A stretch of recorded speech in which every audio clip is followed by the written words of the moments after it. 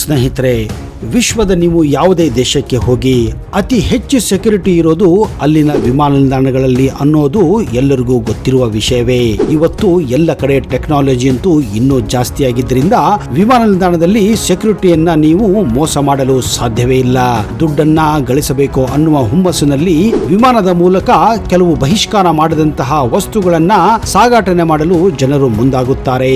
ಅಂದ್ರೆ short cut ನಲ್ಲಿ ದುಡ್ಡನ್ನ ಗಳಿಸಬೇಕೆನ್ನುವರು ಈ ರೀತಿ ಮಾಡೋದು ಜಾಸ್ತಿ. ಇವತ್ತು ವಿಮಾನ ನಿಲ್ದಾಣದಲ್ಲಿ ಎಷ್ಟು ಸೆಕ್ಯೂರಿಟಿ, ಎಷ್ಟು ಟೆಕ್ನಾಲಜಿ ಜಾಸ್ತಿ ಆಗಿದ್ದರೂ ಕೂಡ ಅಂತಹ ಟೆಕ್ನಾಲಜಿಯನ್ನ, ಅಂತಹ ಸೆಕ್ಯೂರಿಟಿಯನ್ನ ಭೇದಿಸಿ ಕೆಲವರಿಗೆ ಕಳ್ಳ ಸಾಗಾಟನೆಯನ್ನು ಮಾಡುವುದು ಎಡಗೈ ಕೆಲಸವಾಗಿ ಹೋಗಿದೆ. ಇನ್ನು ಕೆಲವರಂತೂ ಬೇಕು ಅಂತಾನೆ ಇಂತಹ ವಸ್ತುಗಳನ್ನ ಕದ್ದು ಮುಚ್ಚಿ ಸಾಗಿಸಲು ಪ್ರಯತ್ನ ಮಾಡುತ್ತಾರೆ. ಯಾಕಂದ್ರೆ ಇಂತಹ ವಸ್ತುಗಳನ್ನು ಒಂದು ದೇಶದಿಂದ ಇನ್ನೊಂದು ದೇಶಕ್ಕೆ ಸಾಗಿಸಿದರೆ ಅವರಿಗೆ ಒಳ್ಳೆಯ ದುಡ್ಡು ಬರಬಹುದೆಂದು. ಇದಕ್ಕೆ ಮುಖ್ಯ ಕಾರಣ ಕೆಲವೊಂದು ದೇಶಗಳಲ್ಲಿ ಅಂತಹ ವಸ್ತುಗಳಿಗೆ ನಿರ್ಬಂಧ ಹಾಕಿರಲಾಗಿರುತ್ತದೆ. ಇದೇ ಕಾರಣ ಆ ದೇಶಗಳಲ್ಲಿ ಅಂತಹ ವಸ್ತುಗಳಿಗೇನೆ ಜಾಸ್ತಿ ಡಿಮಾಂಡ್ ಇರುತ್ತದೆ. ಹೀಗಾಗಿ ಇಂತಹ ವಸ್ತುಗಳನ್ನ ಈ ರೀತಿ ಅಂತಹ ವಸ್ತುಗಳನ್ನ ಕದ್ದು ಮುಚ್ಚಿ ಸಾಗಾಟನೆ ಮಾಡುವಾಗ ಸಿಕ್ಕಿ ಬೀಳುವವರ ಸಂಖ್ಯೆ ಜಾಸ್ತಿ ಕೂಡ ಆಗಿದೆ.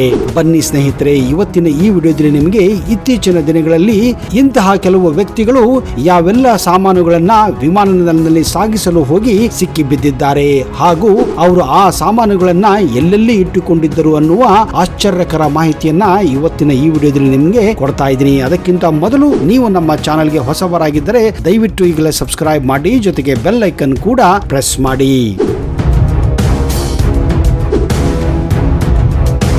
ಕೋಕೀನ್, ಗಾಂಜಾ, ಬ್ರೌನ್ ಶುಗರ್ ಇಂತಹ ಹಲವಾರು ವಸ್ತುಗಳನ್ನ ವಿಶ್ವದ ನಾನಾ ದೇಶಗಳು ಬ್ಯಾನ್ ಮಾಡಿವೆ. ಅವುಗಳ ಸಾಗಾಟನೆಯನ್ನು ಕೂಡ ಸಂಪೂರ್ಣವಾಗಿ ನಿಷೇಧಿಸಲಾಗಿದೆ. ಆದರೆ ಹಲವಾರು ದೇಶಗಳಿಗೆ ಇಂತಹ ಸಾಮಾನುಗಳಿಗೆ ಭಾರಿ ಬೇಡಿಕೆ ಕೂಡ ಇರುತ್ತದೆ. ಹೀಗಾಗಿ ಶಾರ್ಟ್ ಕಟ್ ನಲ್ಲಿ ದುಡ್ಡು ಮಾಡಲು ಹಲವಾರು ಜನ ಇಂತಹ ವಸ್ತುಗಳನ್ನ ಸಾಗಾಟ ಮಾಡಲು ಜೀವದ ಭಯ ಇಲ್ಲದೆ ಮಾಡುತ್ತಾರೆ. ಕೆಲವರು ಇಂತಹ ಸಾಮಾನುಗಳನ್ನ ವಿಮಾನದ ಮೂಲಕ, ರಸ್ತೆಯ ಮೂಲಕ ಹಾಗೂ ಹಡಗುಗಳ ಮೂಲಕ ಒಂದು ದೇಶದಿಂದ ಇನ್ನೊಂದು ದೇಶಕ್ಕೆ ಸಾಗಿಸುತ್ತಾರೆ. ಆದ್ರೆ ಇಲ್ಲೊಬ್ಬ ಮಹಿಳೆ ಕೋಕಿನ್ ಅನ್ನ ಒಂದು ವಿಚಿತ್ರ ಮಾದರಿಯಲ್ಲಿ ಆಸ್ಟ್ರೇಲಿಯಾದಿಂದ ಜರ್ಮನಿಗೆ ತೆಗೆದುಕೊಂಡು ಹೋಗುವಾಗ ಸಿಕ್ಕಿ ಬಿದ್ದಿದ್ದಾಳೆ. ಇವಳ ಬುದ್ಧಿ ಎಷ್ಟು ಇತ್ತು ಎಂದರೆ ಈ ಕೋಕಿನ್ ಅನ್ನ ಸಾಗಿಸಲು ಅವಳು ತನ್ನ ಬ್ರೆಸ್ಟ್ ಇಂಪ್ಲಾಂಟ್ ಕೂಡ ಮಾಡಿಸಿದ್ದಳು ಎಂದರೆ ಅಚ್ಚರಿಯ ವಿಷಯವೇ.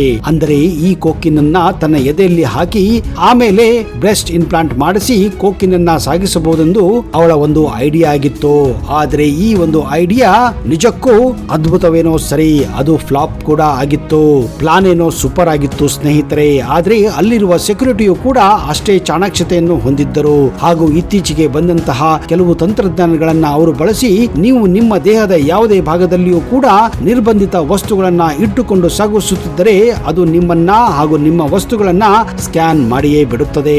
ಇದೇ ಕಾರಣ ಈ ಮಹಿಳೆ ಕೂಡ ತನ್ನ ಬ್ರೆಸ್ಟ್ ಇಂಪ್ಲಾಂಟ್ ಮಾಡಿ ಕೋಕಿನ್ ಅನ್ನ ಸಾಗಿಸುತ್ತಿದ್ದರೂ ಕೂಡ ಈ ಒಂದು ತಂತ್ರಜ್ಞಾನದ ಮೂಲಕ ಸ್ಕ್ಯಾನ್ ಆಗಿ ಈಗ ಸಿಕ್ಕಿ ಬಿದ್ದಿದ್ದಾಳೆ. ಈ ಮಹಿಳೆಯನ್ನ ಅಲ್ಲಿನ ಏರ್ಪೋರ್ಟ್ ಸೆಕ್ಯೂರಿಟಿಗಳು ಹಿಡಿದಿದ್ದಾಗ ಅವಳು ಹಲವಾರು ನಾಟಕವನ್ನು ಕೂಡ ಮಾಡಿದ್ದಾಳೆ. ಆದ್ರೆ ಆ ಎಲ್ಲ ನಾಟಕಗಳು ಕೂಡ ಅವು ವಿಫಲವಾಗಿವೆ. ಈಗ ಆ ದೇಶದಲ್ಲಿ ಅವಳು ಸೆರೆವಾಸವನ್ನು ಕೂಡ ಅನುಭವಿಸುತ್ತಿದ್ದಾಳೆ.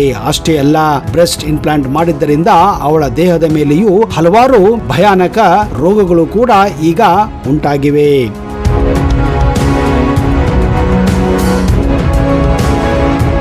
ಇನ್ನು ಈ ವಿಷಯ ನೋಡಿ, ಹೆಚ್ಚಾಗಿ ಜನರು ವಸ್ತುಗಳನ್ನ ಸ್ಮಗಲ್ ಮಾಡುವುದನ್ನ ನೀವು ಕೇಳಿದ್ದೀರಾ. ಆದ್ರೆ ಯಾವತ್ತಾದ್ರೂ ತಮ್ಮ ಸ್ವಂತ ಮಗುವನ್ನ ಸ್ಮಗಲ್ ಮಾಡಿದ್ದು ನೀವು ಎಲ್ಲಾದ್ರೂ ಕೇಳಿದ್ದೀರಾ? ಕೇಳಲು ಸಾಧ್ಯವೇ ಇಲ್ಲ. ಆದ್ರೆ ಇಲ್ಲೊಂದು ಅಂತಹ ಆಶ್ಚರ್ಯ ಘಟನೆ ಕೂಡ ಈಗ ನಡೆದಿದೆ. ಈ ಘಟನೆ ನಡೆದಿದ್ದು 2018 ಜೂನ್ 30ನೇ ತಾರೀಕು. ಈಜಿಪ್ತಿನಿಂದ ರಷ್ಯಾಗೆ ಹೋಗುತ್ತಿದ್ದಂತಹ ಇಬ್ಬರು ದಂಪತಿಗಳು ತಮ್ಮ ಸ್ವಂತ 4 ತಿಂಗಳ ಮಗುವನ್ನ ಸ್ಮಗಲ್ ಮಾಡಲು ಮುಂದಾಗಿದ್ದರು. ಆ ದಂಪತಿಗಳು ಇಂತಹ ಒಂದು ಅದ್ಭುತ ಯೋಚನೆಯನ್ನು ಯಾಕೆ ಮಾಡಿದರೂ ಗೊತ್ತಿಲ್ಲ. ಅಲ್ಲಿನ ಕಸ್ಟಮ್ ಅಧಿಕಾರಿಗಳನ್ನ ಕದ್ದು ಮುಚ್ಚಿ ಈ ರೀತಿ ಮಾಡುವುದರಿಂದ ಅವರು ಆರಾಮವಾಗಿ ಪಾರಾಗಬಹುದು ಎಂದು ಅಂದುಕೊಂಡಿದ್ದರು. ಆದರೆ ಅವರ ದುರಾದೃಷ್ಟ, ಅವರು ಈ ಒಂದು ಪ್ಲಾನ್ ನಲ್ಲಿ ಸಂಪೂರ್ಣವಾಗಿ ವಿಫಲರಾಗಿದ್ದಾರೆ. ರಷ್ಯಾದ ಮಾಸ್ಕೋ ಕಸ್ಟಮ್ ಅಧಿಕಾರಿಗಳು ಇದನ್ನು ಕಂಡು ಹಿಡಿದು ಅವರು ಮಾಡಿದ ತಪ್ಪಿಗೆ ತಕ್ಕ ಶಿಕ್ಷೆಯನ್ನು ಕೂಡ ನೀಡಿದ್ದಾರೆ. ಆದರೆ ಸ್ನೇಹಿತರೆ, ಈ ಕಸ್ಟಮ್ ಅಧಿಕಾರಿಗಳು ಈ ಇಬ್ಬರು ದಂಪತಿಗಳನ್ನ ಯಾಕೆ ನೀವು ಈ ರೀತಿ ಮಾಡಿದಿರಿ ಎಂದು ಕೇಳಿದಾಗ ನಿಜಕ್ಕೂ ಅವರು ಕೊಟ್ಟ ಒಂದು ಕಾರಣ ತುಂಬಾನೇ ಸಿಲಿಯಾಗಿತ್ತು. ಮಾತು. ಅದನ್ನು ಕೇಳಿದರೆ ನೀವು ಕೂಡ ಅಚ್ಚರಿ ಪಡುತ್ತೀರಾ. ಕಾರಣ ಇಷ್ಟೇ ಸ್ನೇಹಿತರೆ, ಅವರು ತಮ್ಮ ದೇಶದಿಂದ ಮಾಸ್ಕೋಗೆ ಹೋಗುವಾಗ ಆ ಮಗುವಿಗೆ ವೀಸಾ ಇರಲಿಲ್ಲ. ಇದೇ ಕಾರಣ ಏರ್ಪೋರ್ಟಿನ ಅಧಿಕಾರಿಗಳು ಅಥಾರಿಟಿಗಳು ಅವರಿಗೆ 2 ದಿವಸ ಇಲ್ಲಿಯೇ ಕಾಯ್ದು ಇಮಿಗ್ರೇಷನ್ ನಿಂದ ನೀವು ವೀಸಾ ಪಡೆದು ಆಮೇಲೆ ಮುಂದೆ ಹೋಗಿ ಎಂದು ಹೇಳಿದ್ದಾರೆ. ಆದ್ರೆ ಅವರಿಗೆ ಮರುದಿನವೇ ಮಾಸ್ಕೋದಲ್ಲಿ ಒಂದು ಮದುವೆಯನ್ನ ಅಟೆಂಡ್ ಮಾಡಬೇಕಾಗಿತ್ತು. ಇದೇ ಕಾರಣ ಅವರು ಮಾಡಿದ್ದು ಇಷ್ಟೇ. 2 ದಿವಸ ನಾವು ಕಾಯ್ತಾ ಕೂತರೆ ಕೆಲಸ ಆಗೋದಿಲ್ಲ, ಹೇಗಾದರೂ ಮಾಡಿ ನಾವು ಇಲ್ಲಿಂದ ಪಾರಾಗಬೇಕು ಎಂದು ನಿರ್ಧಾರ ಮಾಡಿ ಒಂದು ಬ್ಯಾಗಿನಲ್ಲಿ ಆ ಮಗುವನ್ನ ಹಾಕಿ ಅದಕ್ಕೆ ತಕ್ಕ ಮಟ್ಟಿಗೆ ಕೆಲವೊಂದು ಹೋಲುಗಳನ್ನ ಮಾಡಿ ಆ ಮಗು ಉಸಿರಾಡುವ ಹಾಗೆ ಮಾಡಿ ಆ ಬ್ಯಾಗಿನಲ್ಲಿ ಇಟ್ಟು ಪ್ರಯಾಣ ಮಾಡಲು ನಿರ್ಧಾರ ಮಾಡಿದ್ದಾರೆ. ಆದ್ರೆ ಏನೇ ಇರಲಿ ಸ್ನೇಹಿತರೆ, ಈ ರೀತಿ ತಮ್ಮ ಸ್ವಂತ ಮಗುವಿನ ಮೇಲೆ ದುಡ್ಡನ್ನ ಉಳಿಸೋಕೆ ಹೋಗಿ ಅಥವಾ ಟೈಮ್ ಅನ್ನ ಉಳಿಸೋಕೆ ಹೋಗಿ ಈ ರೀತಿ ಮಾಡುವುದು ನಿಜಕ್ಕೂ ಆಘಾತಕಾರಿ ಬೆಳವಣಿಗೆ.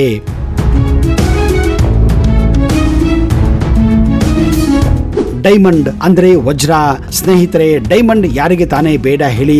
ಎಲ್ಲರಿಗೂ ವಜ್ರ ಬೇಕೇ ಬೇಕು. ಯಾಕಂದ್ರೆ ಇಡೀ ವಿಶ್ವದಲ್ಲಿ ಅತಿ ಹೆಚ್ಚು ದುಡ್ಡನ್ನು ಕೊಡುವಂತಹ ಈ ಒಂದು ಖನಿಜ ಪ್ರತಿಯೊಬ್ಬರ ಒಂದು ಕನಸು ಆಗಿರುತ್ತದೆ.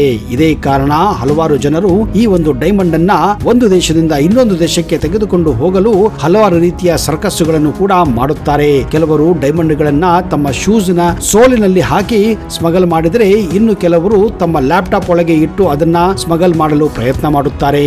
ಎಲ್ಲವೂ ಸರಿ. ಯಾಕಂದ್ರೆ ಹೀಗೆ ಮಾಡುವುದರಿಂದ ಒಂದು ವೇಳೆ ನೀವು ಸಿಕ್ಕಿ ಬಿದ್ದರೂ ಕೂಡ ನಿಮಗೆ ದೇಹಕ್ಕೆ ಹಾನಿಯಾಗುವುದಿಲ್ಲ, ನಿಮಗೆ ಶಿಕ್ಷೆ ಕೂಡ ಆಗಬಹುದು.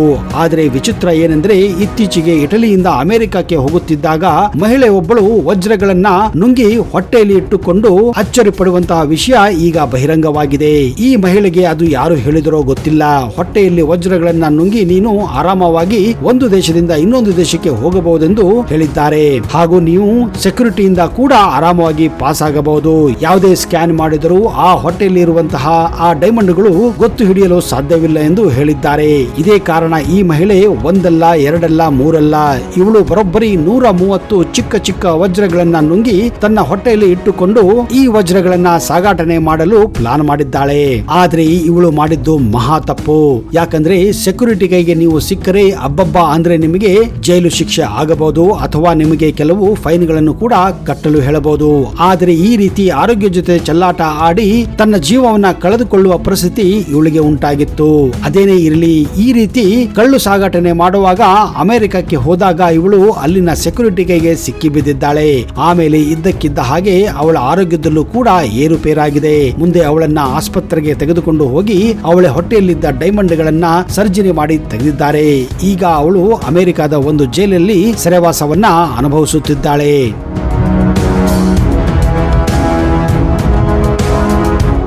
ಐಫೋನ್.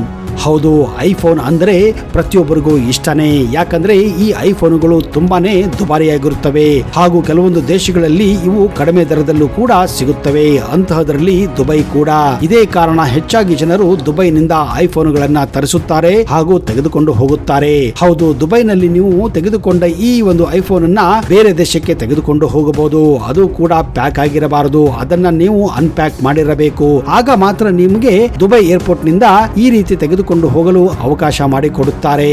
ಆದರೆ ಇಲ್ಲೊಬ್ಬ ವ್ಯಕ್ತಿ ದುಬೈನಿಂದ ಬರುವಾಗ ಬರೋಬ್ಬರಿ 94 ಐಫೋನ್ಗಳನ್ನ ತನ್ನ ದೇಹದಲ್ಲಿ ಅಂಟಿಸಿ ಸುತ್ತಲೂ ಟೇಪ್ ಅನ್ನ ಹಾಕಿ ಹಾಂಗ್ಕಾಂಗ್ಗೆ ಪ್ರಯಾಣ ಮಾಡಿದ್ದನು. ಆದರೆ ಹಾಂಗ್ಕಾಂಗ್ಗೆ ಹೋದಾಗ ಅಲ್ಲಿನ ಸೆಕ್ಯೂರಿಟಿ ಇವನು ನಡೆದಾಡುವ ರೀತಿಯನ್ನು ಕಂಡು ಸ್ವಲ್ಪ ಸಂಶಯವನ್ನು ಪಟ್ಟಿದ್ದಾರೆ. ಹೀಗಾಗಿ ಅವನನ್ನ ಸಪರೇಟ್ ಆಗಿ ಕರೆದು ಅವನನ್ನು ಪರೀಕ್ಷೆ ಮಾಡಿದಾಗ ನಿಜಕ್ಕೂ ಅವರು ದಿಗ್ಭ್ರಾಂತರಾಗಿದ್ದರು. ಯಾಕಂದ್ರೆ ಈ ವ್ಯಕ್ತಿಯ ಸುತ್ತಮುತ್ತಲೂ ಅಂದ್ರೆ ತನ್ನ ದೇಹದ ಸುತ್ತಮುತ್ತಲೂ ಟೇಪ್ ಅನ್ನ ಹಾಕಿ 94 ಐಫೋನ್ಗಳನ್ನ ಬಚ್ಚಿಟ್ಟಿದ್ದನು. ಒಂದಲ್ಲ ಎರಡಲ್ಲ ಸ್ನೇಹಿತರೆ, 94 ಐಫೋನ್ಗಳನ್ನ ಮಾರಿ ನಿಜಕ್ಕೂ ಈ ವ್ಯಕ್ತಿ ಹಲವಾರು ಡಾಲರ್ಗಳನ್ನ ಗಳಿಸಬೇಕೆಂದು ಬಯಸಿದ್ದನು. ಆದರೆ ಅನ್ಫಾರ್ಚುನೇಟ್ಲಿ ಈಗ ಅವನು ಹಾಂಗ್ಕಾಂಗ್ ನಲ್ಲಿ ಸೆರೆವಾಸವನ್ನ ಅನುಭವಿಸುತ್ತಿದ್ದಾನೆ.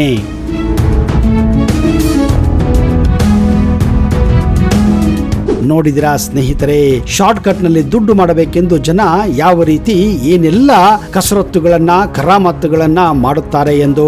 ಆದ್ರೆ ಏನೇ ಇರಲಿ, ನೀವು ತಪ್ಪು ಮಾಡಿದಲ್ಲಿ ಒಂದಿಲ್ಲ ಒಂದು ದಿವಸ ಸಿಕ್ಕಿ ಬೀಳುತ್ತೀರಾ ಅನ್ನೋದಕ್ಕೆ ಈ ಎಲ್ಲ ಉದಾಹರಣೆಗಳಿವೆ. ಇಂತಹ ಇನ್ನಷ್ಟು ಆಶ್ಚರ್ಯ ಮಾಹಿತಿಗಳನ್ನ ಮುಂದಿನ ಸಂಚಿಕೆಯಲ್ಲಿ ಮತ್ತೆ ತರುತ್ತೇನೆ. ಅಲ್ಲಿಯವರೆಗೆ ಜೈ ಹಿಂದ್, ಜೈ ಕರ್ನಾಟಕ. ನಿಮಗೆಲ್ಲ ಶುಭವಾಗಲಿ.